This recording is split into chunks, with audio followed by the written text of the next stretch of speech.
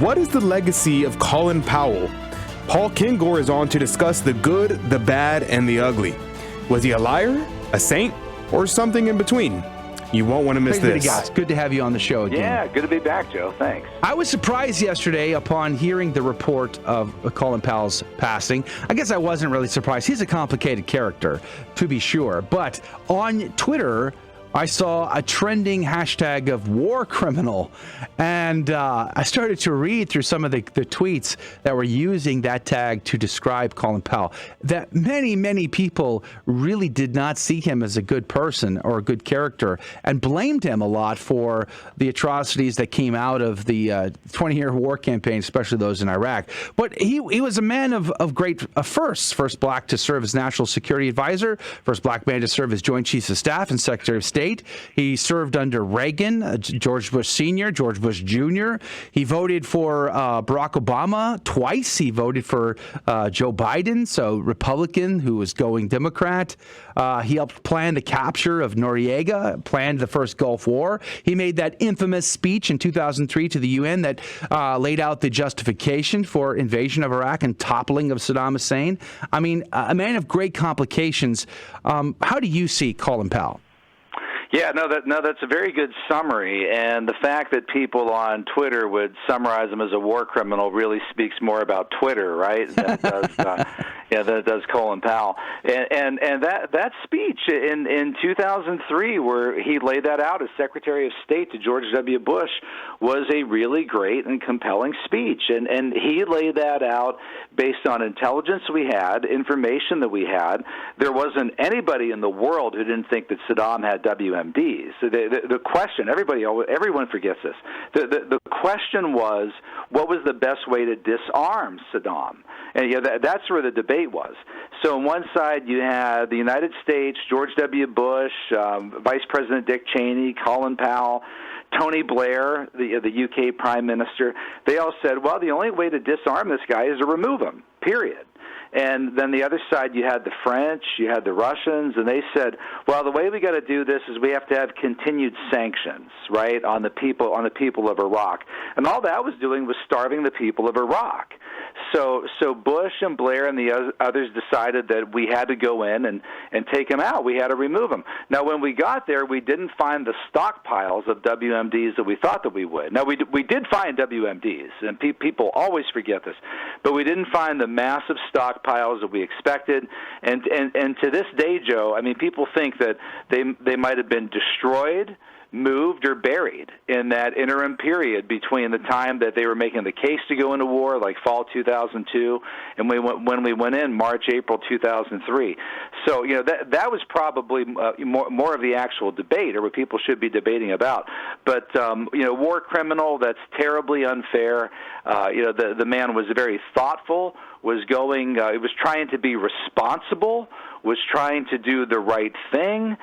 So people could be a little bit more nuanced, but then again, Twitter isn't the place for nuance. Twitter's definitely not the place for nuance. Well, one thing that I think is really good for me, I'm 23 years old and I have no idea who this guy is. I have never heard of him before. And all of a sudden, he's trending on Twitter. Everybody's talking about him, but it's all negative from every side. The left is saying wicked things about him. The right is saying wicked things about him. And everyone agrees that he's a horrible person. And I'm like, the fact that everybody's saying that he's a horrible person makes me immediately skeptical of the situation already. So what is, for someone who has no idea of his legacy other than what Joe just dropped at the very beginning there, what should someone like my age and who's never heard of him really gather from this whole situation? Yeah, it's interesting that you say that, Adrian. It makes me feel old. Welcome to my world. Yeah, I know. So he was a household name, right, Joe? And that just shows how quickly things can change. But yeah, Adrian, given your age, I could see that totally. And when I heard his death, I was really surprised. And then I immediately thought, well, wait a second, do the math, right? How old was he? And I thought he had to have been at least 80. And he was 84 years old, and it was COVID, and he was fully vaccinated as well. So that really stands out here. But he became known back in the 1980s when he was Ronald Reagan's national security advisor. Mm-hmm. And I should note that Collin Powell, although he served Reagan well, did some kind of infamous things that us Reaganites remember, such as, for example, advising Reagan not to use the words "tear down this wall." Mr. Wow. Gorbachev, tear down this wall in the Berlin Wall speech. And that was a kind of an example of how wishy-washy Collin Powell could be at times. And he was, I got to add this too, especially for a Catholic audience, for someone who was a Republican, that Republicans pushed to run for president, at least some Republicans did, especially in the late 1990s. In fact, he would have been the guy probably running in 2000, seeking the 2000 nomination that George W. Bush got. He was pretty liberal on social issues, including abortion. He was pro-choice on the abortion issue. And I remember myself and a number of us who at one point were pushing Collin Powell to run. When we really found out where he was on abortion, we suddenly took the other position and did what we could to run against him. And really, probably, I mean, he says he didn't run because his wife didn't want him to. He didn't want to get into the nastiness of politics and everything else. But a big part of it, I think, were pro-lifers who he didn't respect and who he saw as standing in his way. And he was very liberal on those issues, and that's a kind of for us as Catholics, that's a very negative side of Collin Powell that we shouldn't forget. Hold that thought. One of the things that surprised me about him, again, man of many firsts, he did not go to West Point, yet he went all the way up to 4-star general. That is very hard to do in the military. Most of the 4-star generals come out of West Point or one of the military academies, Air Force Academy, Navy Academy, that kind of thing. Yet he was an ROTC kid out of a city college in New York, and he was able to rise all the way to the top. So one of the most powerful, influential people on planet Earth. And I want to say that now that I've been watching some of the commentary on his life on the news, that 2003 UN speech was the thing he regretted most, the thing that he could never get rid of, the stigma that would last all the way to the end of his days. Do you think that there'll be, like the intelligence community will ever come out and say, hey, you know what, it's not Collin's fault, we passed him bad information? Well, it would take a single individual, right, kind of representative of the intelligence community to say that, and he was. It's really interesting that that's the case, Joe. That people did he say that was what he regretted the most? That speech. I was watching an interview this morning from the guy who sat right behind him. Who was the envoy to the UN for the United States, sat right behind him that day. And he said, this is basically his comments. And this was a video that I found on Yahoo News regarding Powell.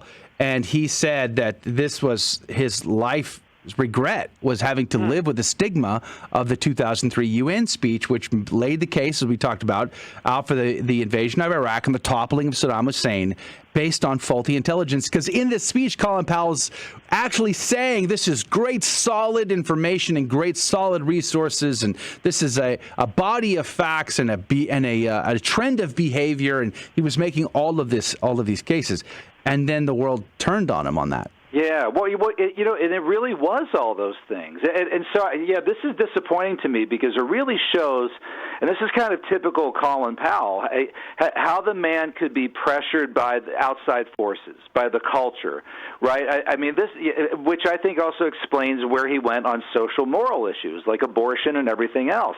I mean, he really should have stood up and said, no, and Dick Cheney has been pretty good about this and said, no, look, I'm sorry. Yeah, this is what all the evidence said, and I said a lot in the last segment because this is something I've actually studied for a long time. But when I first started in the field of foreign policy, international relations, I was in graduate school at American University, School of International Service, Washington, D.C. This was 1991 to 93, and I worked at what was the top think tank in the country, Center for Strategic and International Studies, and my area was Iraq's nuclear weapons program. So I was there. I was studying Iraq's WMDs. I was doing all of this stuff. And at that time, Collin Powell was chairman of the Joint Chiefs of Staff. He was the guy who, and Dick Cheney was Secretary of Defense. This was under President George H.W. Bush, and we decided to push Saddam Hussein out of Kuwait. And at that time in 1991, we thought that Saddam had WMDs back then. In fact, we knew and we confirmed after the war he had stockpiles of chemical weapons and biological weapons. And at that point, he was only 6 months from a workable nuclear weapon. The only thing he needed was about 6 kilograms of plutonium. All he needed was the fissile material. That's all that he needed. And so by the year 2003, after the UN weapons inspectors had been kicked out, they were kicked out in December 1998 during the Clinton administration, there wasn't anybody in the world who didn't think that Saddam didn't have WMDs. And all kinds of books and reports were done after 2003. There was a book by a guy, what was his name? Kadir Hamza, called Saddam's Bomb Maker, the guy who was actually Saddam's bomb maker. There was an Iraqi Christian named George Sada, who said that the WMDs were moved. They were taken to Syria as the United States was getting closer in 2003. Saddam Hussein's sons were put in charge of the removal. They were both killed in a kind of fight for their lives in 2003. So Collin Powell really shouldn't apologize for this. But it's where we are today, where you get these people in social media and everywhere else that are just wolves. Mm-hmm. I mean, there's no charity, there's no careful thought, and it wouldn't surprise me that Collin Powell, and I'll say something kind of negative here about his character, even though he was a man with character, he had this tendency to kind of blow with the wind, and so I could see him kind of taking the line of the left on this issue by the time of his death in 2021, and he shouldn't have, because they were the kind of hatchet men, right? Bush lied, kids died. Right. Bush didn't lie. Bush didn't lie about it. He could have been wrong, right? But he wasn't lying about it. If Bush lied, then Bill Clinton died. Or Bill Clinton lied. Madeleine Albright lied. All the Clinton people lied. All of them lied. Everybody. Tony Blair lied. They all lied. They didn't lie. They could have been wrong, but they weren't lying. So he really has nothing to apologize for there. I would be, again, much more critical of him as a Catholic on issues like abortion. I think that's something in 2021 that he should have had regrets about, and that's something that has caused far more loss of life. And by the way, who knows what loss of life Saddam Hussein might have caused if Saddam Hussein hadn't been stopped and executed in 2003. Not that I, as a Catholic, favor capital punishment, but I'm just saying in terms of loss of life, his position on abortion, I found that especially troubling, and I don't think that ever troubled him at all. And I know it doesn't trouble the critics who are savaging him on the Iraq issue, because most of them are coming from the political left and they're pro-choice on the abortion issue. By the way, it was Ambassador John Negroponte who made those comments on CBSN this morning, or actually yesterday probably, about that moment, that fateful moment in 2003 at the UN, sitting behind him and reflecting upon the facts that were presented versus the information provided to him by the intelligence community. Was definitely complicated, to say the least. I had this too. I remember this just came to my mind. I remember after 9/11, when all the different Bush people spoke about what happened. Donald Rumsfeld spoke. A day or two later, Collin Powell spoke. And one of the reporters said, Secretary Powell, you're getting condolences from everybody from Fidel Castro to Muammar Gaddafi on 9/11, but one person that hasn't said anything is Saddam Hussein. And Powell said, that doesn't surprise me. There's not an ounce of milk of compassion in his blood, or something, a statement like that. Yeah. Because that's how horrible Saddam Hussein was. And a lot of people after 2001 thought that maybe Saddam Hussein might have had something to do with September 11th. Now, we've never seen any evidence of that, but I point that out because Saddam Hussein was that bad of a guy. He was a really cruel, vicious guy. We've had no one in the world that bad of a dictator since then, and even many decades prior to Saddam Hussein. I'll never forget watching that video clip of Saddam Hussein in an auditorium in front of all his officials and leaders and calling people out by name, and they're taken outside and shot. You know, right. It's very spooky, creepy type of video, or the video of his use of chemical weapons against the Iranians on the border, and seeing the devastating effects. I will also not forget, because the Gulf War was one of the first occasions in the history where you had so many embedded reporters with military units. And I was watching live one day back in 2003 or whatever it was, and seeing a Marine recon unit stop a convoy of trucks making as fast as possible towards the Syrian border. And it turns out, because they were shot the trucks up and they stopped them in the tracks, they were mobile chemical weapons units. And it was live on television. And you never heard another word about that. So, well, and Saddam throughout the 1990s said they didn't have WMDs. Right. And which is the same thing he said in 2003. And we went in and we found them all over the place.